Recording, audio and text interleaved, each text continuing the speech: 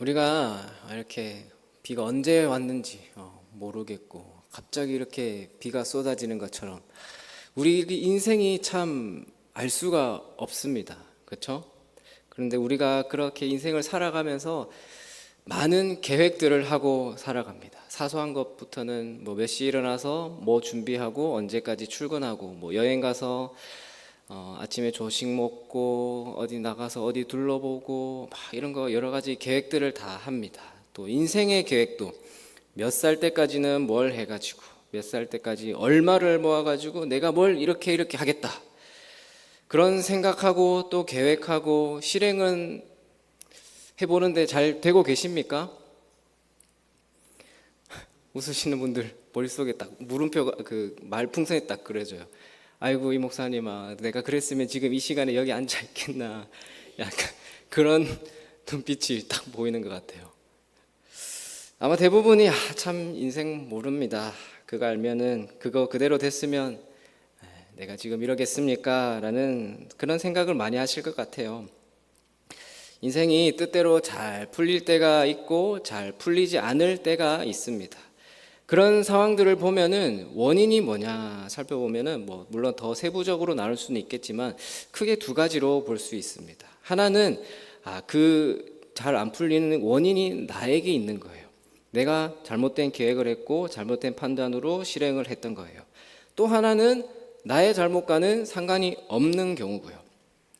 자, 내 잘못인 경우에는 내가 잘못을 인정하고 목표를 다시 재설정하면 됩니다. 그게 완벽한 문제 해결의 방법은 정답은 아니겠지만 그래도 해결하는 그 시작일 수 있습니다. 그런데 우리가 해결하기 힘든 문제는 내 잘못과는 상관없이 여러 가지 어려움을 만나게 되고 또 여러 반대에 부딪히게 되는 경우입니다. 특히 우리는 신앙생활을 하는 사람들로서 하나님의 일을 감당하는 데 있어서 나의 실수랑 잘못과는 상관없이 여러 가지 어려움과 반대 문제들을 직면할 때가 많이 있습니다. 우리는 이것을 성경적으로 사단의 역사라고, 사단이 방해한다라고 말할 수 있습니다. 물론 또 항상 그런 것은 아니지만 대부분 하나님의 일을 하려고 하는데 하나님의 일을 방해한다라는 것은요, 주로 사단의 방해로부터 시작되는 것이 많습니다. 그래서 성경은 사단의 존재를 대적 마귀다라고 표현을 하고 있지 않습니까? 마귀는 반대하는 자입니다. 반대하는 존재예요. 마귀의 반대는 특별히 우리가 하나님의 일을 계획하고 진행할 때, 그러니까 주의 일을 감당하고자 할 때 더 크게 마귀의 역사가 일어납니다. 그래서 에베소서 4장 27절에는 마귀에게 틈을 주지 말라라고 했습니다. 오늘 본문에서도 느헤미야는 이 사단 마귀의 방해와 반대를 겪게 되는데 그럼에도 불구하고 느헤미야는 이러한 방해와 반대를 넘어서서 하나님이 맡겨주신 사명, 즉 예루살렘 성벽을 쌓아 올리는 역사를 모두 끝마칠 수 있었습니다. 그래서 오늘 본문 마지막에 15절을 보시면 성벽 역사가 52일 만인 엘룰월 25일에 끝나매라고 느헤미야가 이제 살펴볼 텐데요. 사단의 모든 대적과 방해를 극복하고 하나님의 그 일을 내가 다 이루었다. 성벽 역사가 그 역사가 52일 만에 엘룰월 25일에 다 끝났다. 라고 해내었다라고 고백하고 있는 겁니다. 뿐만 아니라 16절에 보면은 마지막 부분에 이방 족속들이 이를 듣고 하나님이 하신 일, 우리의 역사를 다 듣고 두려워하여 크게 낙담하였으니 라고 합니다. 원수들과 대적들까지도 하나님이 이 일을 이루신 것을 목격했습니다. 그들의 그렇게 수많은 방해 공작에도 불구하고 하나님이 하신 일을 보고서는 두려워하고 낙담하게 된 것이죠. 많은 악한 대적들이 느헤미야가 하나님의 일을, 그 사역을 이루지 못하도록 방해했습니다. 그러나 느헤미야는 이런 방해와 반대를 넘어서서 하나님의 사명을 온전히 감당한 사람이었고요. 오늘 우리도 믿음으로 신앙의 길을 걸어가는데 하나님이 저와 여러분들에게 불러주시고 또 맡겨주신 그 삶을 이루어가는 데 있어서 느헤미야가 직면한 것과 같은 그런 방해와 반대를 경험할 수 있습니다. 우리 개인뿐, 한 사람의 개인뿐만 아니라 우리의 가정적으로도, 또 우리 교회도 마찬가지로 하나님의 일을 감당함에 있어서 악한 사단과 마귀들의 반대와 방해와 그런 핍박을 당할 수도 있습니다. 그렇기 때문에 오늘 우리는 이 시간에 오늘 본문의 내용과 교훈에 더 주목해 볼 필요가 있습니다. 오늘 느헤미야가 원수들의 그 대적들의 방해와 반대를 어떻게 극복을 해서 하나님의 사역을 온전히 감당했는지 이 시간 살펴보도록 하겠습니다. 자, 먼저 첫 번째는요, 이 느헤미야는 타협하지 않았습니다. 자, 하나님의 일에 타협하려고 하는 자세를 조심해야 합니다. 하나님의 일을 하는 데 있어서 타협하는 자세를 조심해야 합니다. 자, 1절, 2절을 보시면요, 우리 1, 2절 한번 같이 다시 읽어보겠습니다. 같이 읽겠습니다. 산발랏과 도비야와 아라비아 사람 게셈과 그 나머지 우리의 원수들이 내가 성벽을 건축하여 허물어진 틈을 남기지 아니하였다 함을 들었는데 그때는 내가 아직 성문에 문짝을 달지 못한 때였더라. 산발랏과 게셈이 내게 사람을 보내어 이르기를 오라 우리가 오노평지 한 촌에서 서로 만나자. 실상은 나를 해하고자 함이었더라. 아멘. 자, 이제 성벽을 재건하는 사역이 거의 마무리 단계에 접어들었습니다. 허물어진 틈이 없을 정도로 그렇게 다 마무리를 하고 이제 문짝만 달면 됩니다. 자, 이때 산발랏, 도비야, 게셈 이 원수들이 우리 잠깐 만나서 얘기 좀 하자, 대화 좀 하자라고 느헤미야에게 대화를 시도하는 겁니다. 자, 그런데 뭐라고 합니까? 마지막 실상은 나를 해하고자 함이었더라. 자, 느헤미야의 성벽 재건의 사역을 방해하기 위해서 사단이 전략을 펴는 겁니다. 자, 그만하면 됐다. 그렇게 타협하게 하려는 것이죠. 지금까지 1장부터 5장까지 쭉 보면요, 계속해서 원수들은 계속해서 조롱하기도 하고 여우가 올라가도 무너질 거라고 그런 식으로 조롱하기도 했죠. 또 여러 가지 사기를 떨어뜨리는 여러 방법들을 썼습니다. 무력으로 방해를 해서 위협을 주려고도 했고요. 자, 그런데 이 모든 것들이 안 통하니까 이번에는 우리가 만나서 타협을 하자라는 그런 의사를 전달한 겁니다. 자, 제가 타협이라고 표현했는데 타협이라고 표현하니까 보통은 타협을 어떨 때 씁니까? 어쩔 수 없으니까 적당히 이렇게 하자라는 식으로 그렇게 타협한다라고 표현을 하죠. 그런데 이 타협이라는 이 사전적인 의미가요, 초등 국어 표현으로 쉽게 설명을 해뒀더라고요. 어떤 일을 서로 양보하여 협의함이라고 해요. 그러니까 애들이 그림으로 형제가 컴퓨터를 두고 싸워요. 너 몇 시부터 몇 시까지 해. 나는 몇 시부터 몇 시까지 할게. 이것을 이제 타협한다라는 거예요. 서로 양보해가지고 협의를 하는 거죠. 자, 그런데 지금 이 대적들의 타협안을 가지고 왔는데 느헤미야는 양보를 할 필요가 없는 거예요. 타협하는 게 양보해서 협의하는 건데 다 양보할 필요가 없어요. 본문에 나타난 이 산발랏, 도비야, 게셈 이 반대파들의 이 대적들의 타협안은요, 궁극적으로는 느헤미야를 넘어뜨리고 이스라엘 백성들을 해하려고 하는 타협안이었습니다. 즉 악한 의도에서 상대방을 쓰러뜨리고 하나님의 사역을 중단시키려고 가져온 타협안이었던 것이죠. 자, 다행히 느헤미야는 이 타협안을 보고서 가져온 그 대적들을 향해서 양보하지 않았어요. 그리고 이것을 분별하고 있었습니다. 그래서 2절의 마지막에서 실상은 나를 해하고자 함이었더라라고 말하면서 이 원수들의 의도를 간파하고 있었습니다. 근데 이 산발랏, 도비야, 게셈 이 사람들이 이 대적들이 왜 이렇게 방해를 하냐면요, 자, 지금 이스라엘 백성들이 바벨론 포로로 갔다가 돌아와서 성벽을 건축하려고 재건하려고 하는데 지금 여기 나온 이 사람들이 당시에 그 지역을 관할하고 있던 책임자이기도 하고요, 또 관료이기도 합니다. 그래서 기득권이에요. 기득권층이죠. 그러니까 이 사람들이 이스라엘 백성이 돌아와서 자기들의 성벽 세우고 또 성전 세우고 이렇게 자기들이 그 기세가 커지면 안 되거든요. 자기 자리가 지금 위협을 받을 수 있는 상황이거든요. 그래서 그 사람들이 굳건해지면 안 되기 때문에 당시의 리더가 느헤미야이기 때문에 느헤미야에게 방해를 하는 거죠. 자, 그 과정에서 느헤미야가 만약 돈이나 명예나 어떤 출세 그런 데 관심이 많이 있어가지고 타협을 했다면 예루살렘 이 성벽 재건의 사역은 중단될 수밖에 없었을 것입니다. 그러나 느헤미야는 분별했습니다. 그래? 얘기를 듣고 그렇게 할까? 적당히 이 정도만 하고 이렇게 하고 남길까? 아니면 포기할까? 뭐 이런 식으로 타협하지 않고요.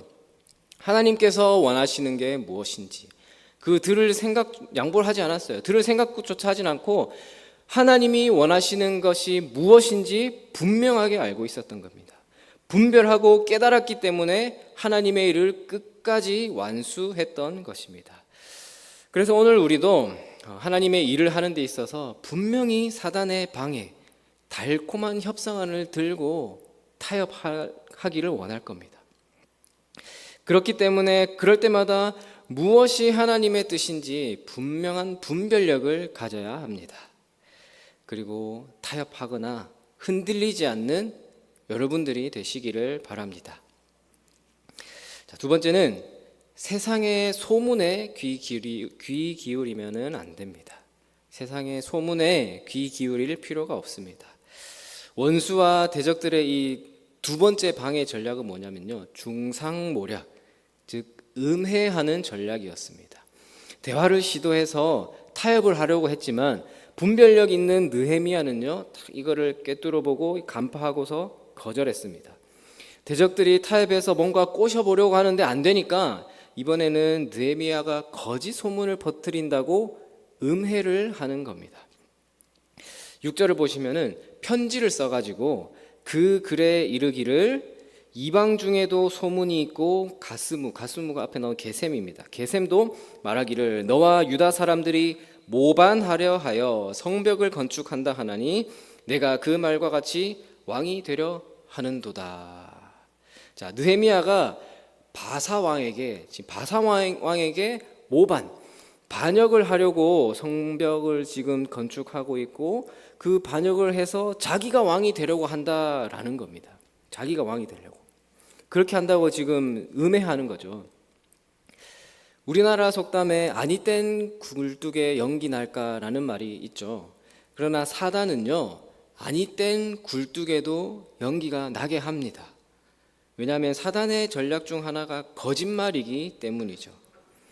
하나님의 사람과 하나님의 사역을 무너뜨리기 위해서 사단은 자주 거짓말을 퍼뜨립니다. 그래서 예수님께서도 분명히 말씀하셨거든요. 요한복음 8장 44절에서 이는 그가 거짓말쟁이에요. 사탄을 얘기하면서 사탄은 그가 거짓말쟁이요 거짓의 아비가 되었습니다. 우리는 언제나 이런 거짓의 도구, 사탄의 도구가 되는 것을 경계해야 합니다. 우리가 거짓을 말하는 순간 우리는 사탄의 도구가 되고 마는 것입니다. 탈무드에 보면은 이런 이야기가 있다고 합니다. 어떤 동네에 거짓말을 밥 먹듯이 하는 한 청년이 있었어요. 많은 거짓말로 동네 사람들에게 돌이킬 수 없는 상처를 입히고 돌아다니는 이 청년이 하루는 이 랍비를 찾아갔습니다. 랍비를 찾아가서 묻는 거예요. 선생님, 저 같은 사람도 용서받을 수 있습니까? 그러니까 랍비가 그 청년에게 정말 용서받기를 원하느냐? 그렇습니다. 그러니까 랍비는 새 깃털, 한 줌의 새 깃털을 주면서 이 깃털을 동네 집집마다 돌아다니면서 네가 한 번이라도 거짓말을 한 일이 있는 그 사람의 집 앞에 놓고 오라 라고 시켜요. 그 청년이 그렇게 하고 돌아오니까 이번에는 자, 그러면 다시 그 집에 가서 그 깃털을 회수해 와라. 그런데 이 청년이 다시 그 이웃집에 갔을 때는 깃털은 이미 바람에 다 날아가 버린 후였습니다. 청년이 힘없게 돌아와서는 깃털들이 모두 바람에 날아가 버렸습니다 라고 말하니까 랍비가 이렇게 대답을 해요. 하나님은 회개하는 자들을 용서는 하지만 당신이 네가 한 온갖 비방과 험담, 거짓말은 이렇게 다시 회수할 수 없을 거다. 이것을 기억해라 라고 충고했다라고 합니다. 양치기 소년이라든지 엎어진 물을 담을 수 없다라는 그런 의미와 비슷한 이야기죠. 우리는 우리 자신이 험담과 비방, 거짓말의 도구가 되어서 악한 마귀의 하수인이 되어서는 안 되는 겁니다. 그러면 우리가 느헤미야처럼 내가 하는 것뿐만 아니라 온갖 거짓말과 음해의 대상이 되고 있는데, 자, 그러면 이때는 어떻게 대처하면 좋을까요? 느헤미야는 오늘 이 본문에서 그런 상황에서 어떻게 대처를 했습니까? 8절을 한번 보십시오. 8절을 보시면 내가 사람을 보내어 그에게 이르기를 내가 말한 바 이런 일은 없는 일이요 내 마음에서 지어낸 것이라 하였나니. 이런 일은 없는 일이요 내 마음에서 지어낸 것이라. 이런 일 일어나지 않았다. 없었던 일이다. 네가 지어내고 네가 거짓말한 것이다 라는 의미입니다. 거짓으로 자신을 음해하려고 했던 원수에게 느헤미야는 단호하게 이런 일은 없는 일이요, 그런 일 모른다, 단호하게 진실을 밝힙니다. 자, 우리는 여기서 느헤미야의 참 지혜로운 모습을 또 볼 수 있습니다. 많은 사람들이 자기에 대한 거짓된 소문을 들을 때 행동을 두 가지로 취해요. 특히 연예인들 사건 사고나 무슨 논란이 되면은 그러잖아요. 나는 그런 일 상관없으니까 모른다. 그거에 대해 대답할 가치도 없다라고 생각을 해서 무대응으로 그렇게 생각하면서 밝히지 않고 그냥 가만히 있어요.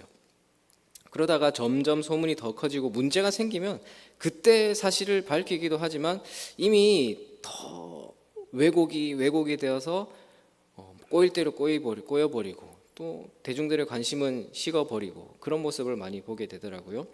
또 반대로 그 거짓 소문의 그 진상을 파헤치겠다고 막 과하게 행동하다 보면은 자꾸 변명처럼 들리는 겁니다. 그래서 더 이상 그 말에도 신뢰를 잃어버리는 경우도 있습니다. 자, 근데 느헤미야는요 너무 소극적으로 접근하지도 않았고 반대로 너무 적극적으로 대응하지도 않았습니다. 자, 느헤미야는 균형 있게 이 일에 대해서 접근했어요. 느헤미야는 사실은 어쩌고 저쩌고 그것도 아니고 그냥 딱 진실, 팩트만을 밝혀요. 그리고 더 이상 변명을 하지 않았습니다. 자, 그리고 느헤미야의 그 반응 속에서 무엇보다도 더 중요한 것은요, 느헤미야는 기도했습니다. 기도. 느헤미야는 모든 진실을 아시는 하나님께 기도합니다. 그러나 느헤미야의 기도는요, 그 기도가 단순히 하나님 저 이렇게 음해받고 있어요 라는 그 억울함을 호소하는 기도가 아니라 자기 사명인 예루살렘 성벽 건축에 집중할 수 있는 오히려 힘을 달라고 기도를 해요. 그래서 9절에서 뭐라고 기도합니까? 마지막에 내 손을 힘있게 하옵소서. 내 손을 힘있게 하옵소서. 그런 기도를 해요.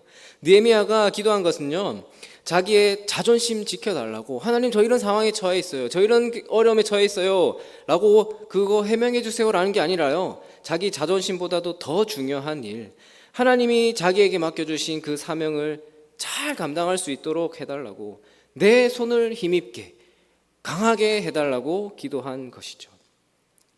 얼마나 멋진 기도입니까?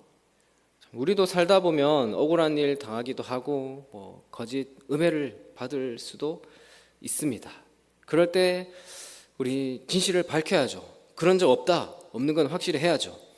그런 후에 더 이상 그걸로 이러쿵저러쿵 할 거 없이요, 모든 것들을 다 아시는 하나님께 기도하시기 바랍니다. 세상의 소문에 귀를 기울이지 마시고 하나님의 말씀에 귀를 기울이시고 하나님께 나아가시기를 바랍니다. 무엇보다 더 중요한 것은요, 하나님께 모든 것들을 맡기시고 우리를 부르신 소명, 우리에게 맡겨주신 그 사명을 끝까지 잘 감당할 수 있도록 기도해야 합니다. 느헤미야는 하나님의 사역을 방해하는 그 원수들의 그 타협의 유혹과 거짓말의 공격에 분별력 있고 지혜롭게 대처했습니다. 느헤미야는 자신의 안위보다 하나님의 사명이 더 중요했기 때문에 기도함으로 이 모든 것들을 극복해내고자 했습니다. 참 근데 이 사단이라는 존재는요 만만하지가 않아요. 보통이 아니에요. 느헤미야의 원수들도 보통이 아닙니다. 어떻게 해서든 계속해서 음해하고 넘어뜨리려고 계속 시도를 해요. 그 이후에 10절을 보시면 이후에 무헬다벨의 손자 들라야의 아들 스마야가 두문불출하기로 내가 그 집에 가니 그가 이르기를 그들이 너를 죽이러 올 테니 우리가 하나님의 전으로 가서 외소 안에 머물고 그 문을 닫자.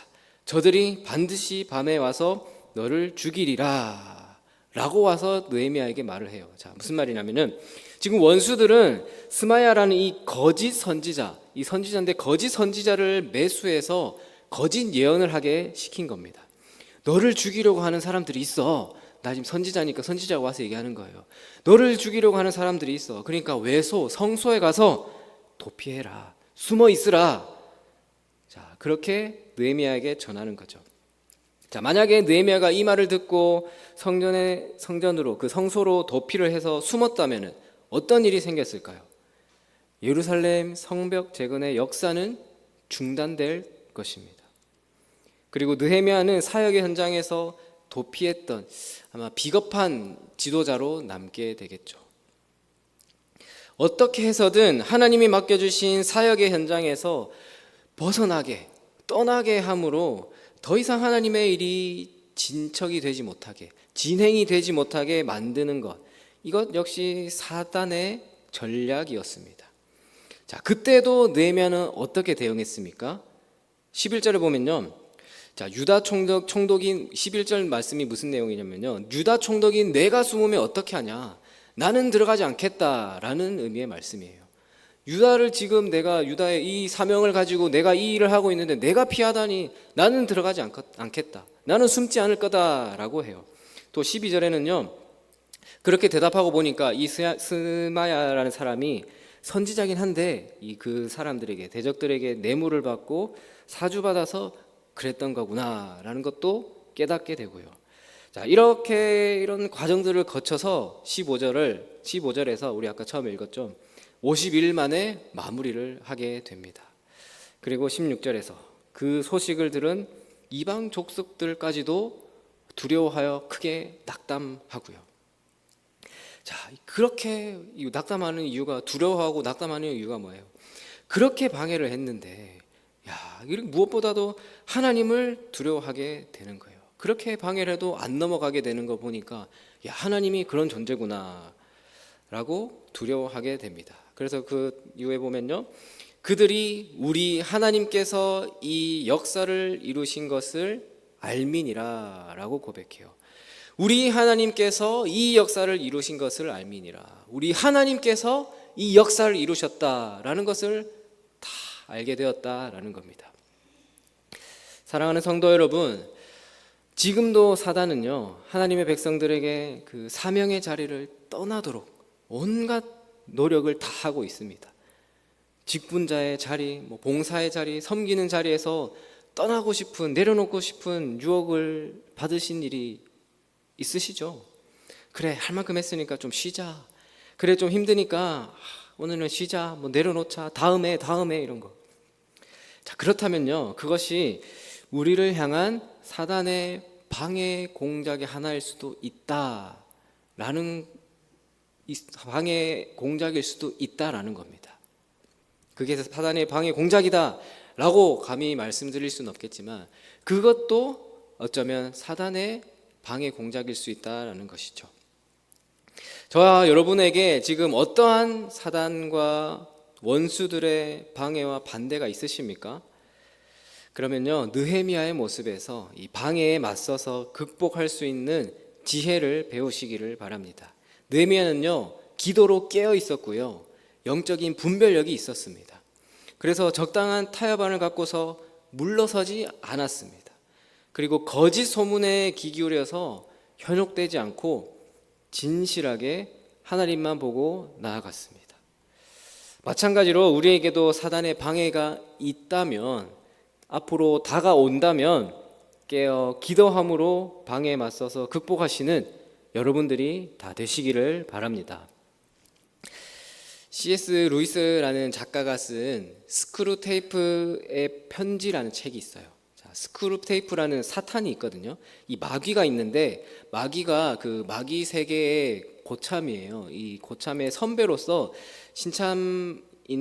신병이죠. 신참 마귀인 워무드에게 조언을 하는데 편지 형식으로 쓴 거예요. 그래서 스크루테이프의 편지인데, 자, 그 마귀가 후배 마귀에게 편지로 쓴 내용이에요. 그 내용 중에 그리스도인들을 타락시키려고 무너뜨리려면은 이렇게 하면 된다라는 그런 내용들이 쭉 나오거든요. 그러니까 그 책이 말하는 건 뭐냐면, 그 책을 보는 우리 그리스도인들은 사단이 이렇게 우리에게 계략을 꾸미고 있으니까 무너지면 안 된다라는 것을 가르쳐 주는 거겠죠. 자, 그 내용에 보면은 기도를 방해하는 방법이 있어요. 자, 챕터 1, 챕터 2 하는 것처럼 챕터 1 기도를 방해하는 방법.